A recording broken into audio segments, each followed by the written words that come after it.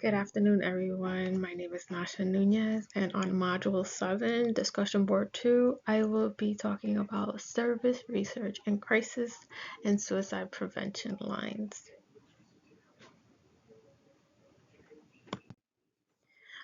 Before we jump into our agenda, I just wanted to break it down a little bit. So first we'll go into introductions. Next is what is this service research. The next will be 5 challenges in service research and crisis suicide prevention lines, and then go into opportunities of research service in a crisis suicide prevention line, and towards the end, final tips and takeaways.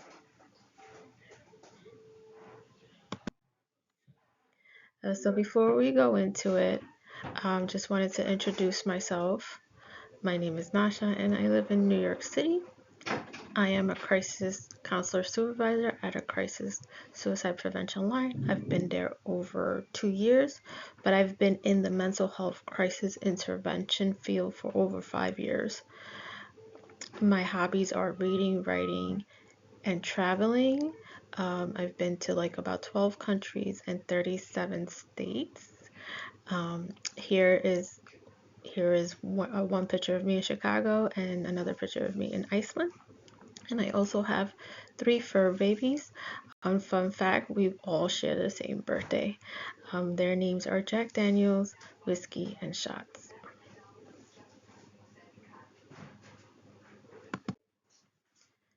So, what is service research? So, service research studies how services are developed, delivered, and evaluated to improve their effectiveness, accessibility, and user-centeredness. It focuses on understanding service user needs and expectations and optimizing service and ensuring that all services are effective for all stakeholders. So here's some of the challenges in service research in crisis suicide prevention lines. So one of the challenges is ensuring that it doesn't interfere with critical services. In crisis text lines, we have 3 modes of service, which is calls, text, and chat. So we want to make sure that data collection must be balanced with the urgency of responding to individuals in crisis while maintaining confidentiality and safety. Researchers should ensure that data collection methods do not disrupt or delay the immediate support provided to callers and could delay any and compromise the safety of well-being of others. So, for example, in the company that I work for, the researchers come in after the delivery of services. So all conversations are like in a database, and they could go in and look for potential PIIs, topics, and stuff like that.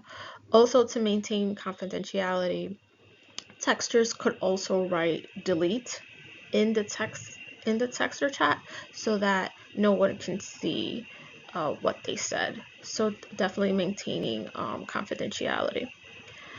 Another challenge is obtaining funding.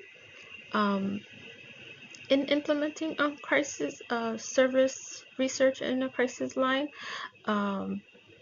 there's a high cost associated with like trafficking, maintaining infrastructure, and ensuring that services are available 24/7.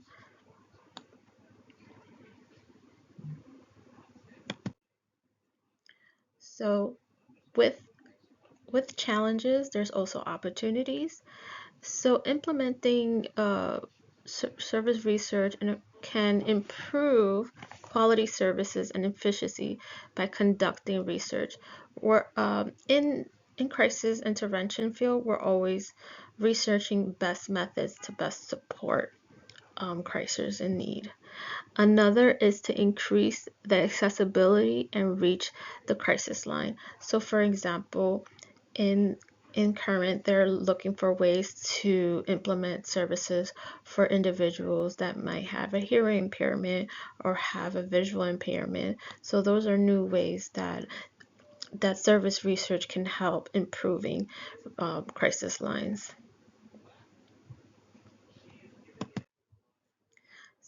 So final tips and takeaways is that in the field of crisis prevention line, there are many challenges involved in conducting research service, but the aim of it is to continually improve intervention strategies and identify the most efficient practices and to improve the quality of service.